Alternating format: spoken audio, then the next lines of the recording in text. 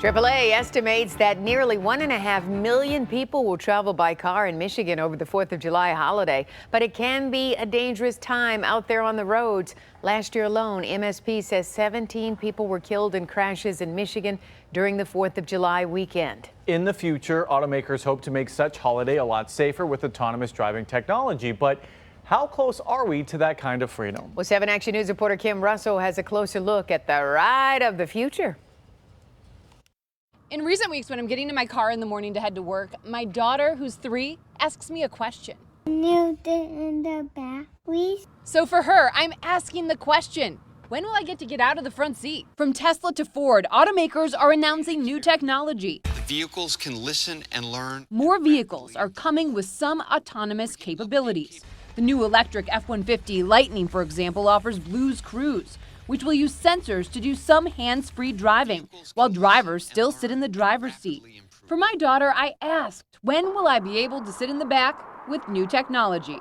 To sit by her in the back? We're still a little ways. She wants. She's 3. It's her request. I get it. My kids are the same. We're still a little ways away from that. Greg McGuire is Associate Director of Mcity. It's a unique test facility at the University of Michigan, where the government, companies, and the university are working together to develop autonomous vehicles. He took me for a ride in one of the facility's test vehicles. As you can see, hands-free. It can handle crosswalks, traffic lights, and railroad crossings.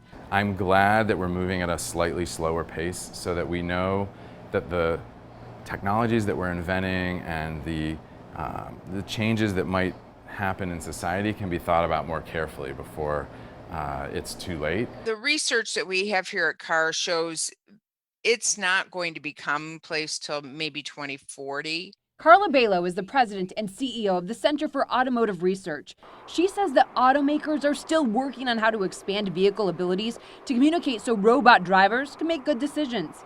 There are fully digitized areas where there are some vehicles that drive autonomously, but not freely on any road. The expansion of 5G might make it possible, or it might not. 5G is just rolling out. Quite frankly, we don't know what kind of latency is going to exist. We think it should be fine.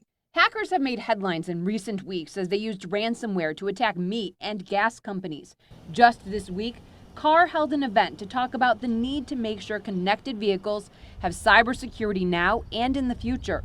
Fully autonomous vehicles may require more cyber connections, which raises questions about safety and theft. Start your car from your phone. It's connected maybe to your bank accounts that are on your phone.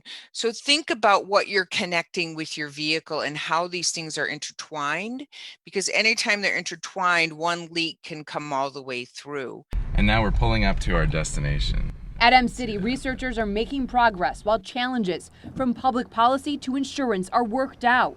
The hope is that as cars integrate some autonomous features, we will make cars safer until robots are better drivers than people. I know we pan our fellow driver on the road, but humans, as it turns out, are really good actually at driving cars. Now, when we talk about this technology making cars safer, we're literally talking about saving lives. Last year, over the 4th of July period alone in Michigan, 17 people lost their lives in car accidents. The hope is to not have that happen in the future. Kim Russell, 7 Action News. Wow, we're getting there.